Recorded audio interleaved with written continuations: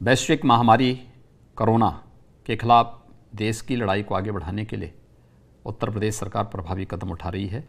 इसके लिए contact tracing, testing तथा सर्वेलेंस की कार्रवाई की जा रही है। साथ ही संक्रमित लोगों को उचित उपचार की व्यवस्था भी सुनिश्चित की जा रही है। यूपी सरकार कोविड पैंडेमिक के लिए इलाज मुहैया करवाने का बड़े बड़े दावे करती है, लेकिन हाई कोर्ट ने इन दावों की पोल खोल दी है। कल इलाहाबाद हाई कोर्ट ने कोविड की तैयारियों को लेकर यूपी सरकार से नाराजगी जताई। हाई कोर्ट ने यह माना है कि उत्तर प्रदेश में मेडिकल फैसिलिटीज़ और इंफ्रास्ट्रक्चर बहुत कम है और अगर इसी तरह लोग कोरोना से इन्फेक्टेड होते रहे तो सिस्टम कोलैप्स कर जाएगा। प्रयागराज का एग्जाम्पल देते हुए हाई कोर्ट ने कहा कि वहाँ पर केवल 12 गवर्नमेंट हॉस्पिटल हैं, जबकि वहाँ की पॉपुलेशन 30 लाख है। वहाँ पर केवल 1977 बेड हैं और आईसीयू बेड केवल 514 हैं और यह मेडिकल इंफ्रास्ट्रक्चर शहर की आधी % से भी कम पॉपुलेशन की आवश्यकताओं की पूर्ति कर सकता है और गांव में सिचुएशन तो बहुत ही ख़राब है।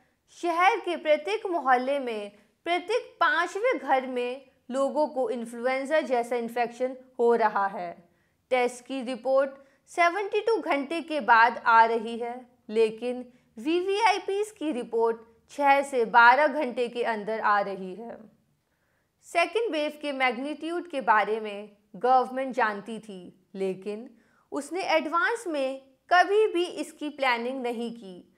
हाई कोर्ट ने इसे शर्मनाक कहा है। हाई कोर्ट ने नाइट कर्फ्यू और वीकेंड कर्फ्यू को आई वॉश बताया है। उसने गवर्नमेंट और स्टेट इलेक्शन कमीशन द्वारा इस पैंडेमिक में इलेक्शन करवाने के तरीके पर नाराज़गी जताई है। पॉलिटिकल रैलीज़ में मास्क का प्रयोग न करने पर पॉलिटिकल रैलीज़ के ऑर्गेनाइजर्स के खिलाफ UP public health epidemic disease act के तहत कार्रवाई करने के लिए कहा है। यूपी के गवर्नमेंट हॉस्पिटल्स में एडमिशन्स और रेमडेसिविर जैसे एंटीवायरल ड्रग वीआईपी के रिकमेंडेशन पर ही दी जा रही है। हाई कोर्ट ने यूपी के 5 जिलों प्रयागराज, लखनऊ, वाराणसी, कानपुर नगर और गोरखपुर के लिए डायरेक्शन पास करके गवर्नमेंट को स्ट्रिक्टली एनफोर्स करने का आदेश दिया है। यह आदेश 26 अप्रैल तक लागू रहेगा।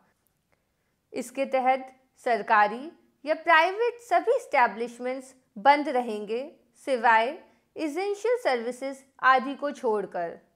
Hotel, restaurants, social functions, marriage functions, religious activities, religious establishments 26 अप्रैल तक बंद करने के आदेश दिए हैं। रोड्स पर लोगों को चलने पर भी रोक लगाई गई है। फल, सब्जी, दूध और ब्रेड बेचने वाले हॉकर्स सिर्फ 11 बजे तक ही बेच सकेंगे। सारे एजुकेशनल और अदर इंस्टीट्यूशंस 26 अप्रैल तक पूरे उत्तर प्रदेश में बंद रहेंगे। इन इंस्टीट्यूशंस को बंद रखने का आदेश सिर्फ 5 शहरों में ही नहीं बल्कि पूरे उत्तर प्रदेश में लागू है। यूपी की योगी सरकार ने हाई कोर्ट के इस ऑर्डर को मानने से इनकार कर दिया है।